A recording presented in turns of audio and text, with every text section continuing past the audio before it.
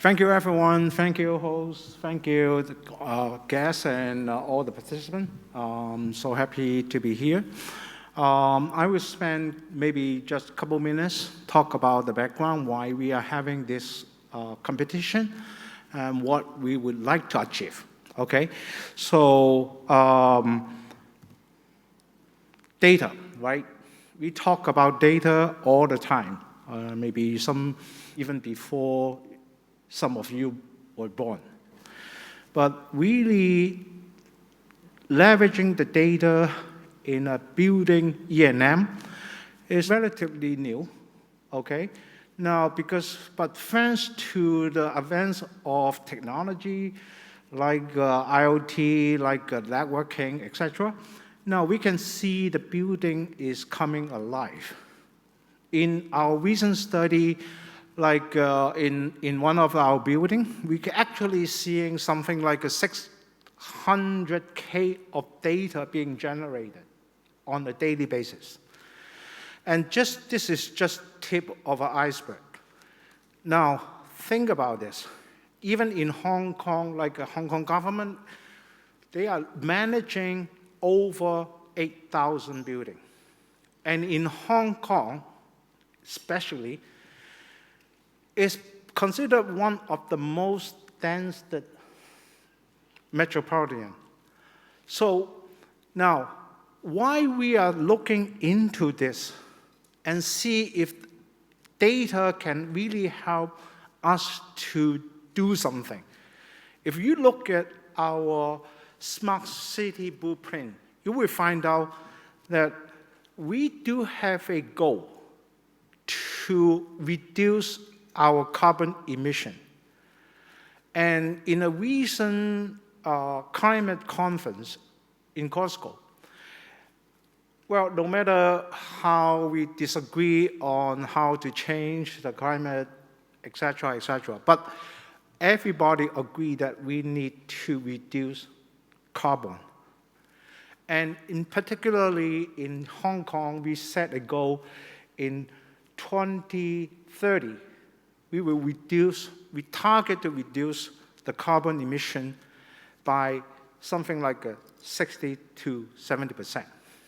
And in Hong Kong, for example, the building actually use almost 90% of the overall electricity. And building is generating something like 60% of the carbon emission. So if we can do something about it with the data that we are being generated, we can not only help ourselves, but also around the world. So this is a very critical mission that we foresee coming in the next few years. And I think everybody know about or heard about the ESG, the green financing, etc. So this field is booming. And we can see that it's become a very hot topic. Now, and luckily in Hong Kong, our government have a vision and mission to do that, okay? So, again, this is the background of why we are trying to do this. Then, the objective is very simple. This is a hot field. We would like to create a momentum. This is perhaps the largest, the first global event in focusing on the building E&M service. And we hope to generate an idea and then collaboration around the world in this particular field and in this particular area. Our vision is very simple.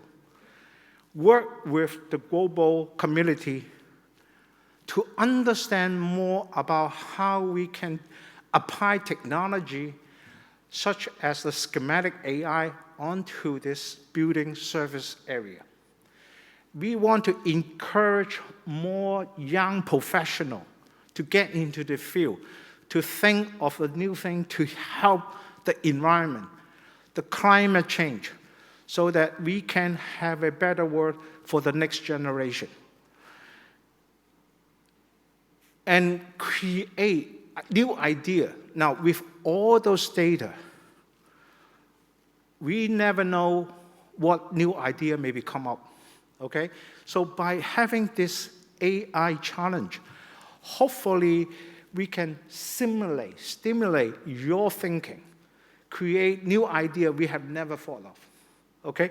So this is the purpose, this is the vision of our event.